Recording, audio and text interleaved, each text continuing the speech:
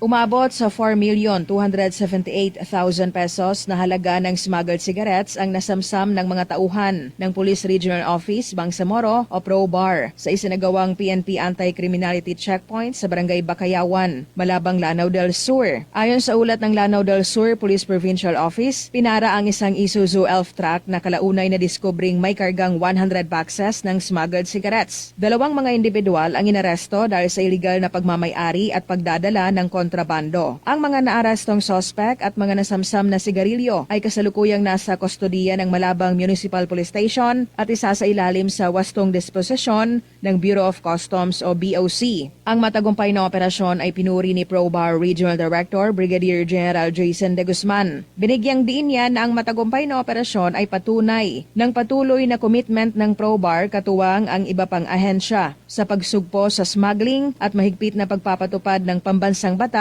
sa buong rehiyon ng Bangsamoro. Nitong nakaraang mga araw, may 1 milyong pisong halaga rin ng smuggled cigarettes ang nakumpiska ng PNP. Rufa Mocalid, NDBC, Bida Balita.